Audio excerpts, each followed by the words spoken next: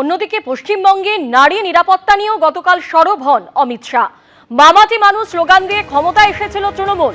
ক্ষমতায় আসার পর পশ্চিমবঙ্গের মা ও নারীরা অসুরক্ষিত। রাজ্যের মাটি অনুপ্রবেশকারী আর মাফিয়াদের দখলে। মানুষ রাজ্য ছেড়ে পালাচ্ছে, মন্তব্য অমিত শাহ।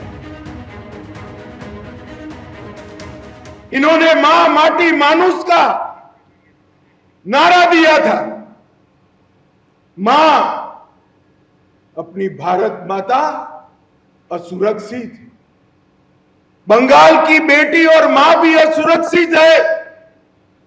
माटी घुसपैठिए और माफिया कब्जा कर कर रखे हैं और मानुष यहां से पलायन कर रहा है।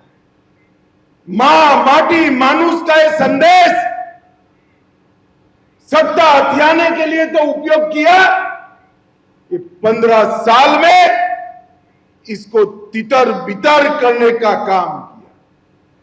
আপনারা শুনলেন যে অমিত শাহ তিনি বলছেন যে মামাটি মানুষ স্লোগান দিয়ে ক্ষমতায় এসেছিল তৃণমূল। ক্ষমতায় আসার পর পশ্চিমবঙ্গের মা ও নারীরা অসুরক্ষিত। রাজ্যের মাটি অনুপ্রবেশকারী আর মাফিয়াদের দখলে। এই মুহূর্তে যোগাযোগ করতে পেরেছি তৃণমূলের রাজ্য সহ সভাপতি জয়প্রকাশ মজুমদারের সঙ্গে। জয়প্রকাশ বাবু, অমিত শাহ তিনি বলছেন যে পশ্চিমবঙ্গের মা ও নারীরা অসুরক্ষিত। মামাটি মানুষ স্লোগান দিয়ে ক্ষমতায় এসেছিল তৃণমূল, কিন্তু তারপরে মা এবং নারীরা তারা সুরক্ষা পাননি। দেখুন, অমিত শাহ সেই বস্তা পচা কথা বলছেন। এ কথা 2016-এ শুনেছি, 2019-এ শুনেছি, 2024-এ শুনেছি, আর মানুষ প্রত্যাখ্যান করেছে তাদের এই কথা।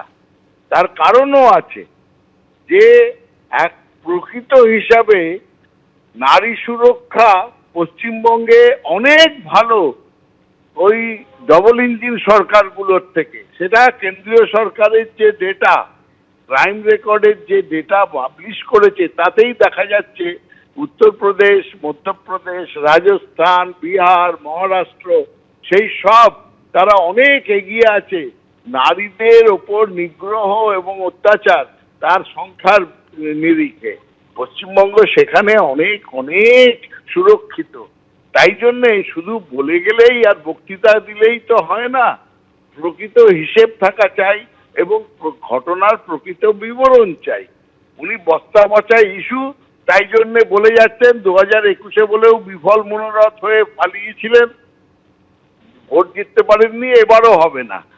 এইসব কথা বলে পশ্চিমবঙ্গে মমতা বন্দ্যোপাধ্যায় সম্বন্ধে কোনো মানুষের মনে বিরূপ প্রতিক্রিয়া করতে পারবেন না।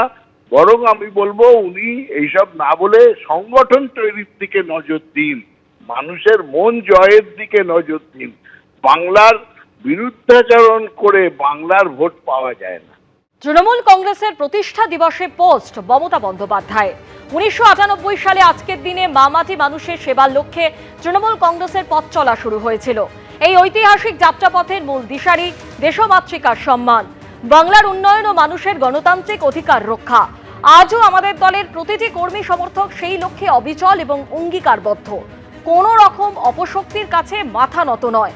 সকল রক্তচক্ষুকে উপেক্ষা করে সাধারণ মানুষের জন্য আমাদের সংগ্রাম আজীবন চলবে। আজ তৃণমূল কংগ্রেসের প্রতিষ্ঠা দিবসে মুখ্যমন্ত্রী মমতা বন্দ্যোপাধ্যায় তিনি যে পোস্ট করেছেন তাতে বলেছেন, 1998 সালে আজকের দিনে মামাটি মানুষের সেবার লক্ষ্যে তৃণমূল কংগ্রেসের পথ চলা শুরু হয়েছিল। এই ঐতিহাসিক যাত্রাপথের মূল দিশারি দেশমাতৃকার সম্মান, বাংলার উন্নয়ন ও মানুষের গণতান্ত্রিক অধিকার রক্ষা। আজও আমাদের দলের প্রতিটি কর্মী সমর্থক এবং সেই লক্ষ্যে অবিচল এবং অঙ্গীকারবদ্ধ।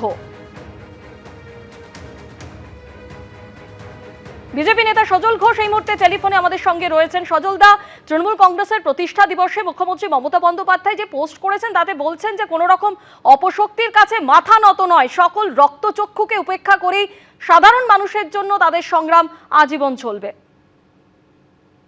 আমি তৃণমূলকে তার প্রতিষ্ঠা দিবসের শুভেচ্ছা জানাই, কিন্তু আমি এটা বিশ্বাস করি তৃণমূল যারা যে লক্ষ্যে প্রতিষ্ঠা করেছিলেন তৃণমূল সেই লক্ষ্য থেকে বিচ্যুত হয়েছে। তৃণমূল আজকে আর গণতন্ত্র প্রতিষ্ঠা করার সংস্থান নয়। তৃণমূলের লক্ষ্য আজকে গণতন্ত্রকে লুট করা, গণতন্ত্রের ওপর কুঠারাঘাত করা। তৃণমূল আজকে জনবিচ্ছিন্ন, মানুষের থেকে বিচ্ছিন্ন। এইবারেই তাদের প্রতিষ্ঠা দিবসটা শেষবারের মতন ধুমধাম করে তারা পালন করে নিক। আগামীবার কালীঘাটের ওই মমতা ব্যানার্জির নিজ গৃহে ছাড়া আর কোথাও পালন করার জায়গা থাকবে বলে তৃণমূলের প্রতিষ্ঠা দিবস আমার মনে হয় না। তবুও আমরা অনেক স্বপ্ন নিয়ে তো এই দলটার প্রতিষ্ঠার পেছনে আমাদেরও প্রত্যেকের বাংলার মানুষেরও একটা বিরাট অংশের মানুষেরও একটা ভূমিকা ছিল। আমি আজকের দিনে সেই ভূমিকাকেও স্মরণ করতে চাই যে গণতন্ত্রের ফিরিয়ে দেওয়ার লড়াই আজকে আবার সময় এসছে তৃণমূলকে পরিবর্তন করে পশ্চিমবঙ্গে প্রকৃত গণতান্ত্রিক এবং একটা কর্মযোগী উন্নয়নকামী সরকার হোক।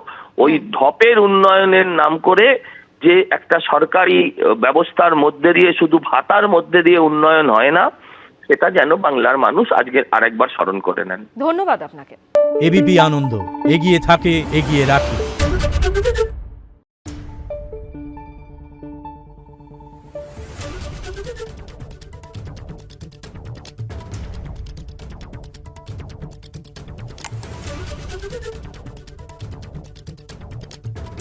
Thank you.